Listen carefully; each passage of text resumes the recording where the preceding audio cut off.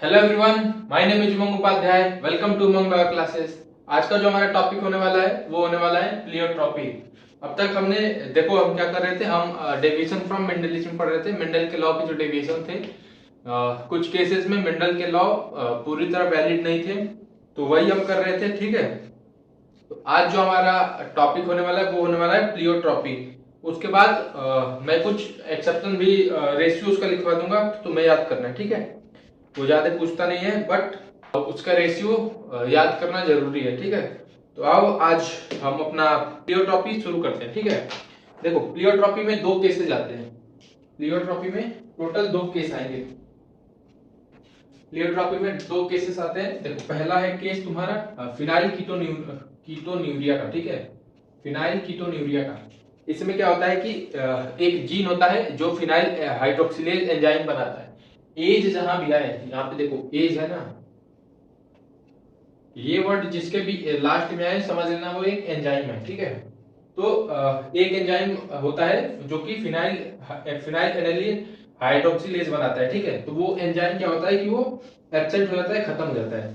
तो इसकी वजह से क्या होता है कि फिनाइल एलानिन तुम्हारा टायरोसिन में नहीं कन्वर्ट हो पाता। ठीक है, इसकी वजह से फिनाइल एलानिन तुम्हारा टायरोसिन में नहीं कन्वर्ट होता है और वो एक्यूमुलेट हो जाता है फिनाइल पाइरुवेट में। यहां से तुम लाइन डायग्राम फ्लो चार्ट बना के लिख लेना। देखो क्या होता है, एक जीन होता है जो फिनाइल एलेनिन हाइड्रोक्सिलेज एंजाइम को बनाता है।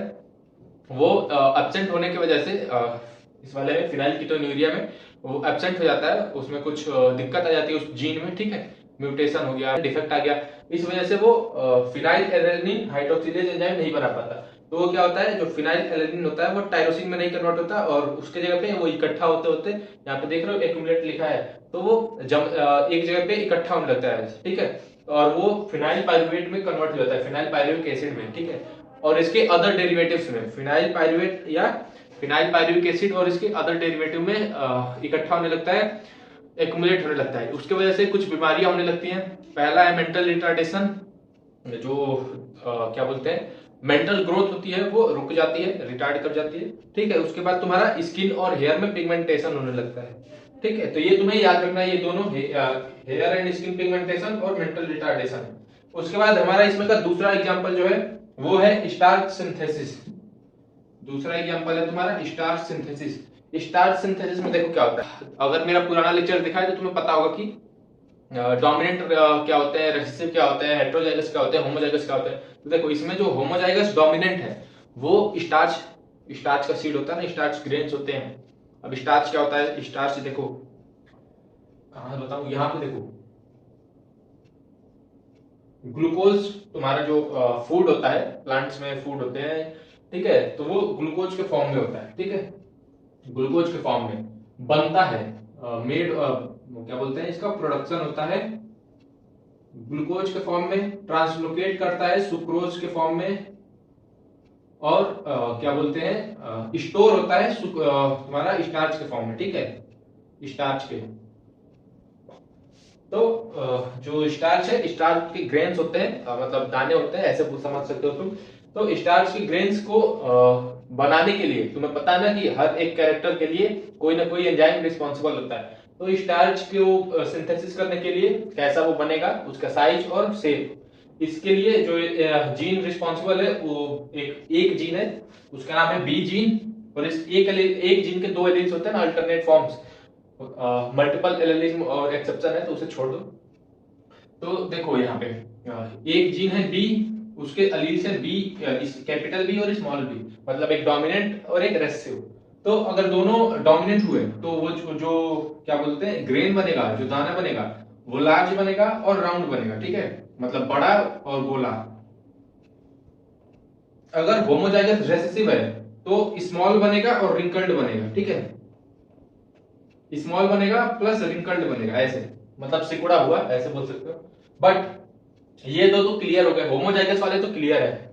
अगर होमोजाइगस डोमिनेंट हुआ तो लार्ज राउंड बनेगा, होमोजाइगस रेसेसिव हुआ तो स्मॉल रिंकल्ड बनेगा।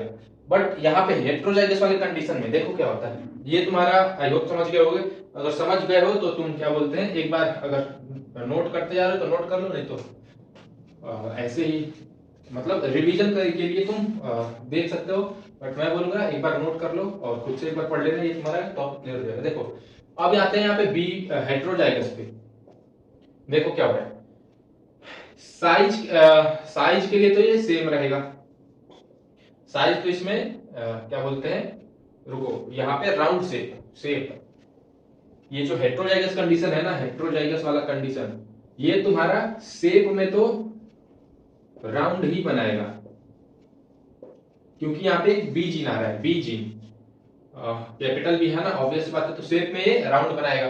बट जो साइज में आएगा, जब बात इसके स्टार्च ग्रेन के साइज की होगी ना, तो यहाँ पे ये इनकम्प्लीट डोमिनेंस शो करेगा, और साइज को ना बड़ा बनाएगा, ना क्या बोलते हैं लार्ज बनाएगा, ना स्मॉल बनाएगा, ये बना देगा इंटरमीडिएट।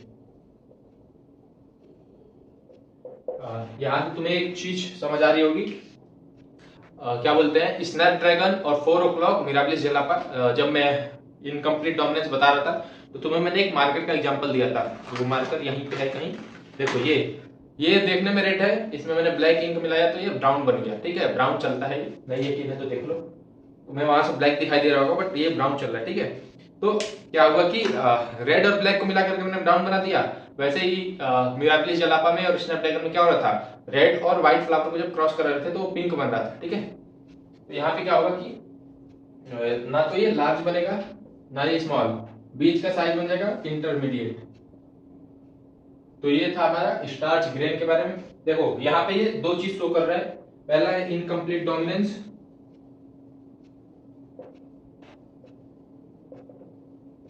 और दूसरा है प्लियोट्रॉफी, क्योंकि ये एग्जाम्पल ही प्लियोट्रॉफी का है, ठीक है। तो यहाँ से हमारा पूरा क्लियर होता है, ठीक है। तो अब इसके बाद हम बात करते हैं कुछ और मेंटल के डिविजन है, उसको हम एक एक करके डिस्कस करते हैं।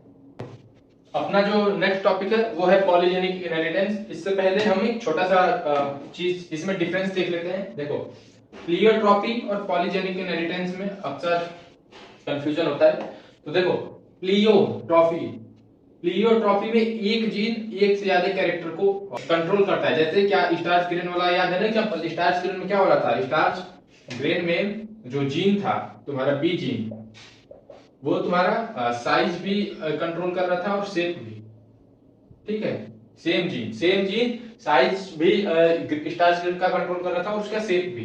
बट यहाँ पे देखो पॉली, तुम्हें पता होना चाहिए पॉली का मतलब होता है मेनी, और जेनिक का मतलब तुम जीन, मेनी जीन्स एक कैरेक्टर को अगर एक कैरेक्टर को कंट्रोल कर रहे हैं, एक कैरेक्टर को एक्सप्रेस कर रहे हैं, तो उसे हम बोलेंगे पॉलीजेनिक इनहेरिटेंस। इसको दिया था गैल्टन ने 1833 में, ठीक है। तो ऊपर का तुम्हारा एमसीक्यू बन गया। अब आते हैं हम अपने क्या बोलते हैं इस टॉपिक पे, मतलब ये याद रख लेना, प्लियोट्रॉपी में एक जीन एक से ज्यादा कैरेक्टर को कंट्रोल करेगा, पॉलीजेनिक में पॉली मतलब मेनी, जेनेटिक मतलब जेनिक मतलब जीन, तो बहुत सारे जीन्स मिलकर के एक कैरेक्टर को करेंगे। इसका एक बेस्ट एग्जांपल है ह्यूमन स्किन कलर। देखो बहुत सारे लोग अफ्रीका में चले जाओ ब्लैक मिलेंगे, यूरोप और तुम अमेरिका की साइड चले जाओ वहां पे व्हाइट मिलेंगे, इंडिया और अपने नेबर कंट्री बांग्लादेश नेपाल भूटान इधर चले जाओ तो तुम्हें एक दोनों का मिक्स मिलेगा। हिंदी में गेहुआ कलर बोलते हैं बट इंग्लिश में इसे मुलेटो बोलते हैं, ठीक है। देखो क्या होता है, कोई भी गोरा काला किसी का धूप में जलने से नहीं हो जाता, हाँ वो स्किन थोड़ी क्या बोलते हैं क्या उसे बोलोगे टैन जरूर हो जाती है, बट क्या बोलते हैं ऐसा नहीं है कि किसी के कहने से किसी के कुछ कर देने से कोई गोरा काला हो जाता है। और हमारी सोसाइटी में इसको लेके बहुत सारे मतलब अपनी अपनी ही सोच है, तो उसको हम कुछ कर नहीं सकते। इसके पीछे का तुम्हें साइंस पढ़ना है, साइंस के स्टूडेंट हो, ऑब्वियस बात है जीन्स हमें जेनेटिक्स पढ़ना है, तो इसके पीछे का वजह हमें फाइंड करना है, ठीक है। सोशल एस्पेक्ट को दूर रखो। तो देखो क्या होता है, ह्यूमन स्किन कलर को जो जीन्स कंट्रोल करते हैं वो 3 पेयर्स होते हैं, 3 पेयर्स में कौन कौन से, ए का 2 होगा, ए होगा या ए होगा, बी का बी होगा या बी होगा, सी का सी होगा या स्मॉल सी होगा, ठीक है। देखो इसमें से कोई दोनों भी हो सकता है, कोई एक भी हो सकता है, ये हम हेट्रोजाइगस कंडीशन ले रहे हैं। होमोजाइगस भी होगा और होमोजाइगस डोमिनेंट, होमोजाइगस रिसेसिव और हेट्रोजाइगस भी होगा।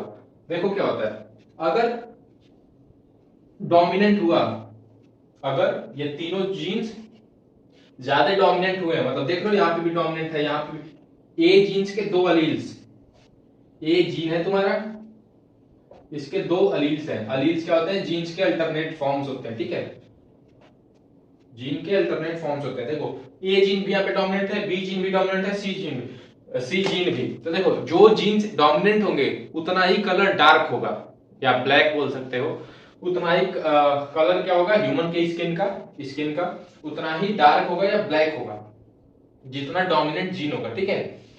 ए अगर वो रेसेसिव हुआ तो उतना ही वाइट होगा। अगर तीनों पेयर्स जो है ए बी सी के अगर डोमिनेंट हुए तो तुम्हारा ब्लैक होगा, ठीक है, डोमिनेंट हुए तो ब्लैक कलर होगा, रेसेसिव हुए तो व्हाइट कलर होगा, ठीक है। राइटिंग पे मत जाओ और बस तुम समझो, कॉन्सेप्ट समझो, ठीक है। तो अगर ये डोमिनेंट हुआ तो ब्लैक, रेसेसिव हुआ तो व्हाइट। बट इंडियंस जो होते हैं वो दोनों मिक्स होते हैं, मतलब एक हेट्रोजाइगस कंडीशन, तुम समझो हेट्रोजाइगस के कंडीशन में होते हैं। यहाँ पे तुम्हारा डोमिनेंट भी होगा, रेसेसिव भी होगा, डोमिनेंट भी होगा, रेसेसिव भी होगा, डोमिनेंट भी होगा, रेसेसिव भी होगा। तो ये तुम्हारा मुलेटो है। जो इंडियंस बेसिकली जो इंडियन के वो लोग होते हैं उन्हें हम मुलेटो बोलते हैं, ठीक है। अब इससे यहाँ पे मैं अब कुछ तुम्हें फॉर्मूले बता रहा हूँ। देखो अगर तुम्हें कुछ ऐसे दे दिया ना, अब इससे तुम्हें अगर पूछे कि टोटल फिनोटाइप बताओ, कितने टाइप के फिनोटाइप्स होंगे, कितने टाइप के गैमेट्स बनेंगे, कितने टाइप का जीनोटाइप उसका होगा, तुम सबके लिए फॉर्मूला है, ठीक है। देखो number of gametes, number of phenotype, मैं शॉर्ट में लिख रहा हूं, तुम फुल में लिखना, नंबर ऑफ जीनोटाइप। देखो इन दोनों का फॉर्मूला होता है 2 की पावर n, इसका फॉर्मूला होता है 3 की पावर n, ठीक है। और इसमें जो बोलते हैं क्या, n जो है वो नंबर ऑफ हाइब्रिड है, n जो है वो नंबर ऑफ हाइब्रिड है, मतलब कितना तुम्हारा हेट्रोजाइगस कंडीशन है, ठीक है। अब मैं तुम्हें वो क्या बोलते हैं कैलकुलेशन करके दिखा दे रहा हूं, ठीक है। देखो यहाँ पे मुलेटो में तुम्हारे 3 टोटल हेट्रोजाइगस कंडीशन बन रहा है, टोटल 3 तुम्हारा हेट्रोजाइगस कंडीशन बन रहा है। देखो नंबर ऑफ गैमेट्स इसमें कितने होंगे, 2 की पावर n, n कितना है 1 2 3, तो 2 की पावर 3 कर दो तो कितना आ गया 8 टाइप। और एनसीईआरटी अगर तुम देखोगे तो यहाँ पे लिखा है 8 type of alleles combination, gamete बोल सकते हो, 8 टाइप के गैमेट्स कॉम्बिनेशन। फिनोटाइप क्या हो 2 की पावर n, 2 की पावर n फिर से वही, तो तुम्हारा गैमेट्स भी 8 बनेंगे और फिनोटाइप भी 8 बनेगा। अब आते हैं अपने नंबर ऑफ जीनोटाइप्स पे, ये तुम्हारा हो गया फिनो प्लस गैमेट्स, ठीक है। अब आते हैं अपने जीनोटाइप पे, एनसीईआरटी में कितना दे रखा है 27, कैसे दे रखा है 3 की पावर 3, 3 3 जा 9, 9 into 3 27। तो ये फॉर्मूले हैं, तुम नोट कर सकते हो। एक आता है नंबर ऑफ जाइगोट या ऑफस्प्रिंग का, ठीक है, नंबर ऑफ ऑफस्प्रिंग या यहां से देख सकते हो नंबर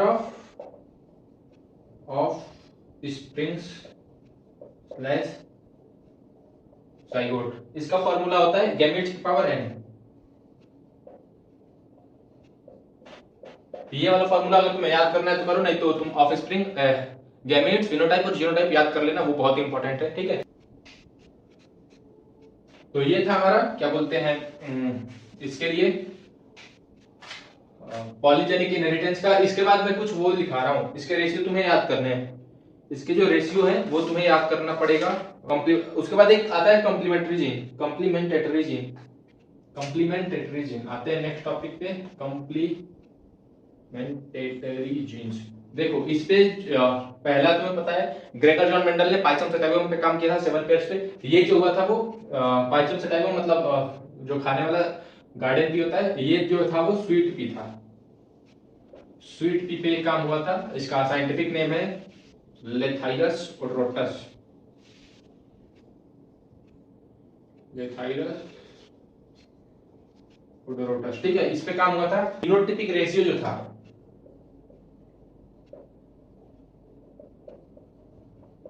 वो था तुम्हारा 9:7 का। इसमें क्या होता था ना कि कोई एक जीन है वो तुम्हारे दूसरे जीन का कॉम्प्लीमेंट मतलब कॉपी कर लेता था, ट्रेड, ठीक है। जैसे मान जाओ तुमने अगर तुम क्या बोलते हैं तुम्हें थोड़ा सा आइडिया हो म्यूचुअलिज्म का, इकोलॉजी में आता है, ऑब्वियसली बात है, 9th 10th में भी 10th में होगा। अगर तुम्हें पता है म्यूचुअलिज्म का जो मैंने बताया था सेक्सुअल रिप्रोडक्शन फ्लावरिंग प्लांट में, ऑर्किड और फिग वास्प एंड तुम्हारा कौन सा था एक फिग और वास्प वाला जो था ना कि जो क्या था, फिग के फ्रूट में वास्प आकर के अपना एग ले करता है और यहाँ से फिग जो होता है फर्टिलाइज होता है, वहां से म्यूचुअलिज्म वाला कॉन्सेप्ट तुम्हें याद आ रहा होगा, नहीं याद आ रहा जाओ लेक्चर देख लो। देखो क्या था कॉम्प्लीमेंट्री, मतलब एक जीन है, जैसे मान लो ये जीन है तो ये कॉपी करेगा सेकेंड जीन का, ठीक है, ये फर्स्ट जीन है, ये कॉपी करेगा तुम्हारा सेकंड जीन को, अगर कोई एक इसमें से एब्सेंट हो जाना तो दूसरा वाला ऑटोमेटिक खत्म हो जाएगा। तो ये था कॉम्प्लीमेंट्री जीन का, तुम्हें मेन इसके फिनोटाइप से याद रखना है, और किस पे हुआ था, स्वीट पी, लेथायरस और रोटस में, इससे ज्यादा तुम्हें कुछ नहीं याद रखना, ठीक है। इसमें होता है और अगर तुम्हें ज्यादा याद रखना है तो ये याद रख सकते हो कि इसमें जो जीन्स होते हैं वो एक दूसरे का ट्रेट को कॉम्प्लीमेंट करते हैं, कॉपी करते हैं, ताकि एक मिक्स मतलब दोनों का मिला करके एक फिनोटाइप प्रोड्यूस हो सके। तो आओ अब कुछ रेशियो की बात हम कर लेते हैं।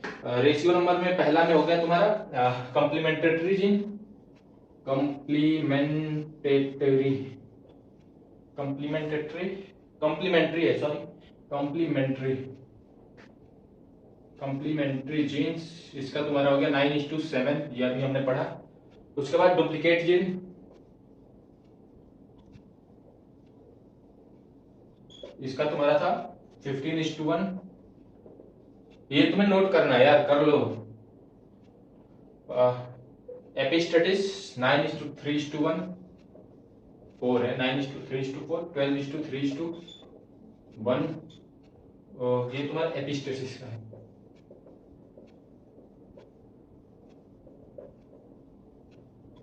ये रेसेसिव का है,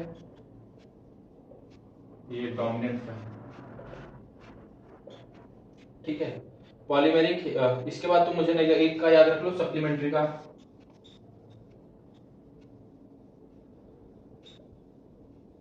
इसका तुम्हारा रेशियो है 9:3:4।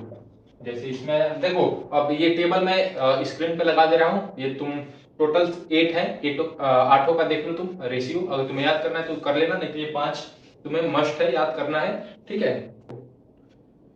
इसमें 9:7 पर्पल व्हाइट का है। देखो ज्यादा लोड लेके मत पड़ो, नहीं याद हो रहा है छोड़ दो, मैं इतना ही बोल सकता हूँ। डुप्लीकेट जीन में ट्रायंगुलर टॉप है, शेप का है, ट्रायंगुलर टॉप शेप पे है, ठीक है। देखो क्वेश्चन तुमसे डिटेल में नहीं पूछने वाला इस टॉपिक से, ये नहीं पूछेगा कि उसका तुम जीनोटाइप बनाओ फिनोटाइप बनाओ, सिंपल तुमसे ये रेशियो पूछेगा। जैसे ये चार रेशियो दे दिया, इसमें से तुम्हें मैच करने को दे दिया, जैसे इसको रीअरेंज कर दिया, उल्टा लिख दिया, इसमें से बोल दिया कि कौन मतलब ए का बी में जाएगा, जैसे मान लो इसको ऑप्शन दे दिया ए बी सी डी, ठीक है, और ऑप्शन में बना दिया 1 2 3 4, अब इसमें से बोलेगा मैच करो तुम, तो अब ये तो तुम्हारे ऊपर है, अगर याद रहेगा तो मैच कर लोगे, इसमें कोई टफ क्वेश्चन नहीं है। हाँ एक चीज है कि ये बोर्ड में नहीं पूछेगा, बोर्ड में नहीं है, नीट के लिए है। तो उसके बाद जो तुम्हारा था epistasis agouti coloured albino, agouti coloured albino. उसके बाद तुम्हारा एपिस्टेटिस पे आ जाओ, एपिस्टेसिस रेसेसिव का था ना ये। उसके बाद व्हाइट येलो ग्रीन,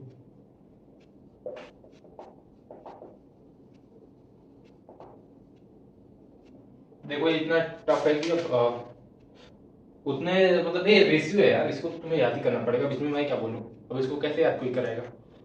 इसमें तुम्हें मैचिंग करने पड़ेगा, इसका मैच इसमें, इसका मैच इसमें, इसका मैच इसमें, तो ये याद करने वाला कॉन्सेप्ट है। झूठ में तुम्हारा देखो नीट में पूरा का पूरा टाइम मैनेजमेंट है, तुम भी जानते हो नीट में पूरा पूरा टाइम मैनेजमेंट का खेल है, तो अब क्यों फालतू का टाइम पर वेस्ट करना, समझाने को तो इसको सब समझा दूंगा मैं कि इसमें डुप्लीकेट है, इसमें रेसिसिव। एपिस्टेटिस का मतलब होता है कि जब होमोजेगस कंडीशन में एक डोमिनेंट वाला रेसिसिव को मतलब बंद करा देना, अलील्स के दो फॉर्म होते हैं, तो एक दूसरे को जब रेसिसिव वाला डोमिनेंट को शट डाउन करा दे, उसके एक्सप्रेशन को रोक दे, उसको बोलेंगे रेसिसिव एपिस्टेटिस। डोमिनेंट में जब डोमिनेंट वाला एलील्स की बात हो तो वहां पे डोमिनेंट जाएगा, सप्लीमेंट्री में एक साथ में जुड़ जाएगा, तो वही है। सबसे कुल मिलाकर के मैं ये बोलूंगा कि तुम ये रेशियो याद करो, इससे ज्यादा कुछ आएगा ही नहीं, मैं बोल रहा हूँ इस वजह से। बाकी तो कई सारे बहुत एक्सपीरियंस टीचर हैं, 30-30 साल का एक्सपीरियंस है, वो तो तुम्हें एक एक चीज को एकदम अंदर तक बताएंगे।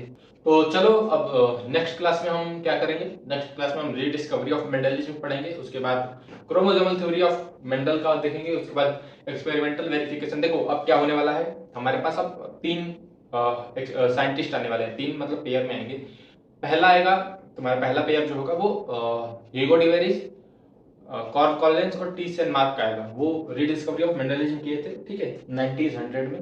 हम मेंडल क्यों नहीं सक्सेस हुए इसका भी हम वजह देखेंगे। उसके बाद तुम्हारा क्रोमोसोमल क्या बोलते हैं, थ्योरी ऑफ इनहेरिटेंस, वो तुम्हारा सटन एंड बॉरी का आएगा। उसके बाद experimental verification, Thomas Hunt Morgan. उसके बाद एक उनके स्टूडेंट थे अल्फ्रेड स्टुटवेंट, जीन मैपिंग पे काम किए थे, जीन मैपिंग पे। तो नेक्स्ट क्लास में हम ये सब कवर करेंगे। हमारा लिंकेज एंड रिकॉम्बिनेशन वाला चैप्टर दे रहा है, वो भी टॉपिक, तो उसको भी डिस्कस करेंगे, ठीक है। मिलते हैं फिर नेक्स्ट क्लास में।